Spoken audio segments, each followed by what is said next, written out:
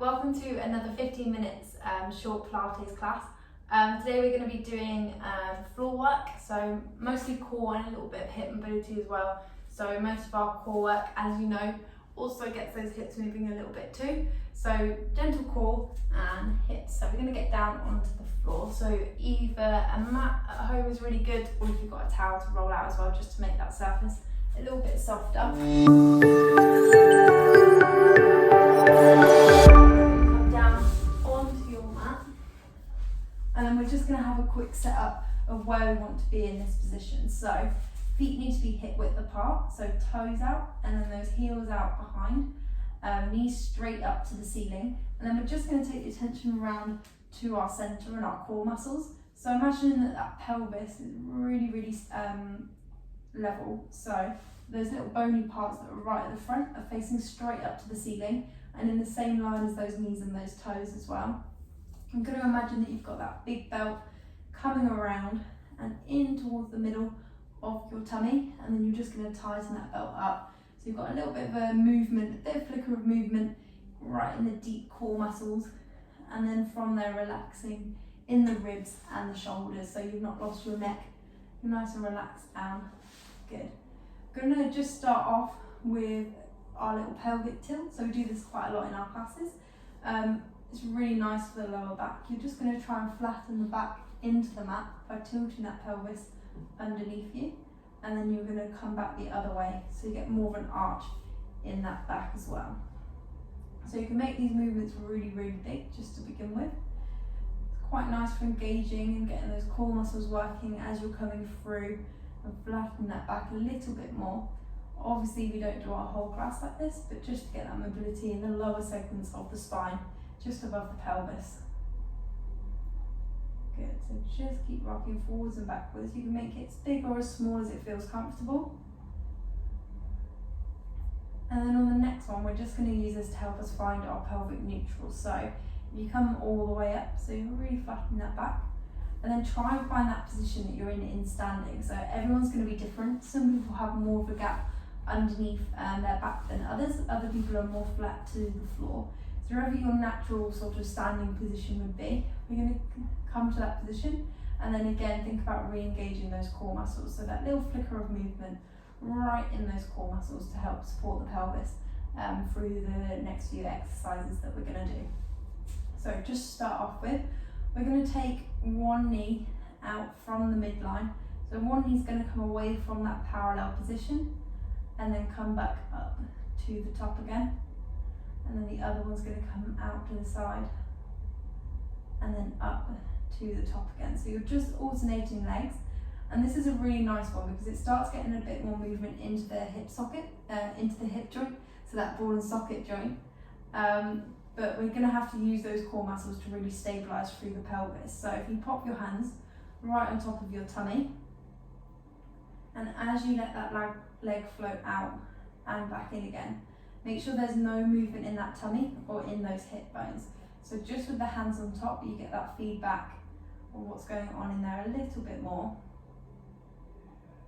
The only other thing to watch is that other leg. So as you're taking one leg out, make sure that this other leg isn't wobbling around as well.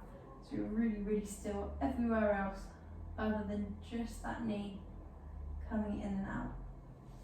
Good, so this can feel a bit easy. Obviously you need to have the concentration there to keep everything really still, but muscle wise, most people find that this is okay. So we are going to make it a little bit harder.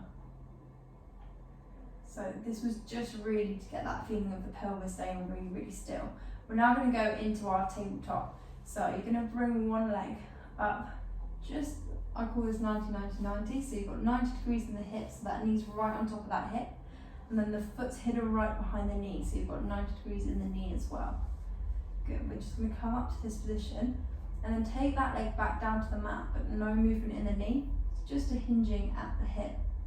And then we're going to bring the other leg up into tabletop. And then again, so you've got that really nice 90-90-90, so you've got 90 degrees in the hip. Straight on top of that hip is that knee, and then right behind that knee, that foot's hidden. And then we're just going to float this leg down to the mat as well, still really thinking about those core muscles. So you can still have those hands right on top of the tummy, just as we go into this next exercise. You're going to bring one leg up into tabletop, float it back down onto the mat, nice and steady, and then swapping over, bring the other leg up into tabletop and back down. So now that we've got that longer lever of the leg, it's going to be a little bit harder to keep that tummy really still and keep that back really nice and supported. So no movement in the tummy, just taking one leg up and back down, and the other up and back down.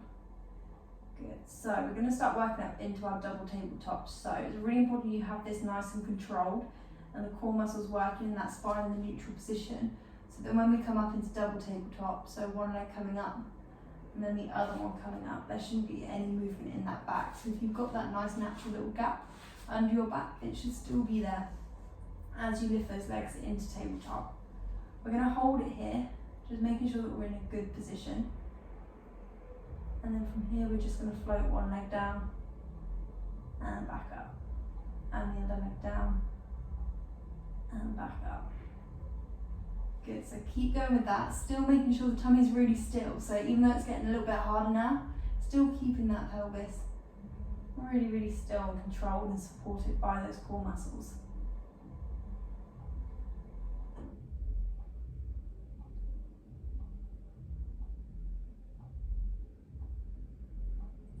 Good, keep it going.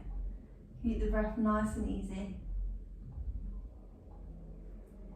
Good, so you should definitely feel it working in those tummies now. I'm going to do one more each side. Good, and then float one leg down to the mat and the other.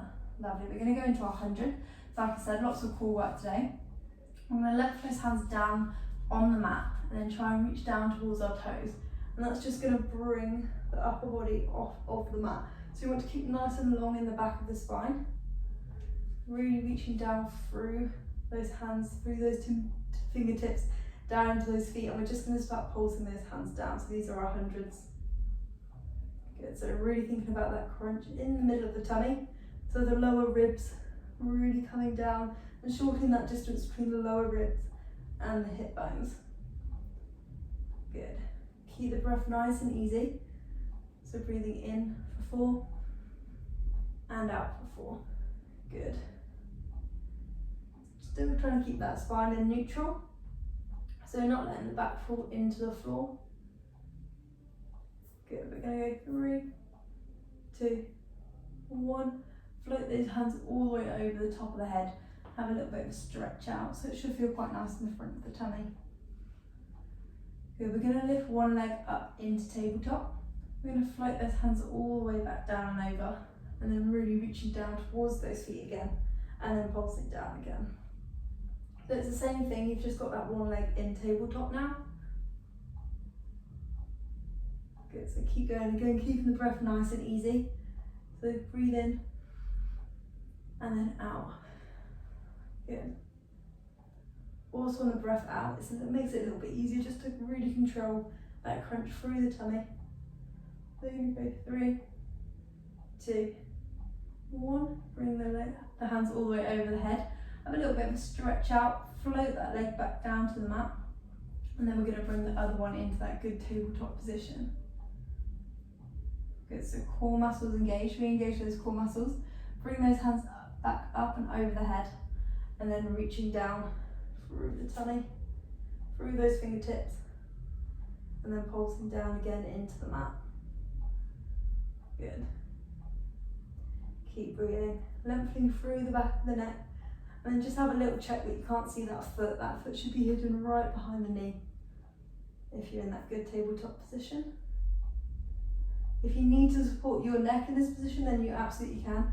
It doesn't actually take anything away from the core muscles if you put one hand behind the head and pulse the other. So from this side, it would look like this. You're still going to be using those core muscles, it just means that you get a bit more support through the back of the neck. Okay, we're going to go 3, 2, 1. Bring those hands up and over the head. Good. This time we're going to bring the other leg up into tabletop as well. So we're going to stay here, nice neutral spine, core muscles engaged, and then bringing those hands all the way back up and over, and pulsing again down. So this is really tricky.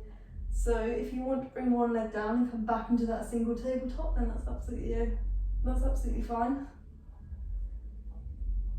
Good, keep pulsing down with those hands. You can do it. You're almost there. Keep breathing. Here we go, 3, 2, 1. Bring those hands over the head. Those core muscles should still be working to support those legs in that tabletop position. And from here, we're just going to try and touch the wall underneath you and then come back up. So it's like there's a little light switch on the wall just underneath. Good. So nice neutral spine, don't let that back come off the mat too much. Really feeling it in those core muscles. The lower down you go to the mat with the leg, the harder it is. If you want to, you can just reach up a little bit further towards the ceiling. That makes it a little bit easier. So just find where you can control. Good, keep squeezing through those core muscles. Come down if you need a rest. See if you can do 2 more. So 1 more each side. Good, we're going to float one leg down onto the mat and then the other. And then you're going to stretch those legs out underneath you. So you get a good stretch all the way through the front of that tummy. Good.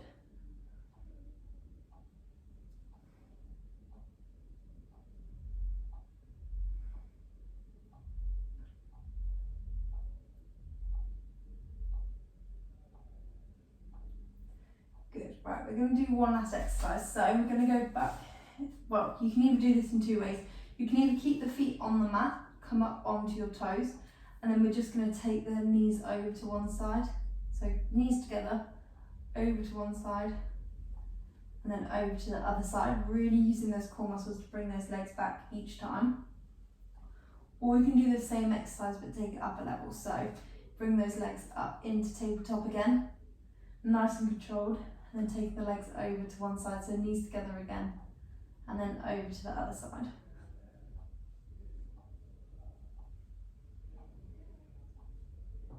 So completely up to you which one you want to do. This is really nice for, again, those core muscles, but also just a little bit of mobility of that lower back as well.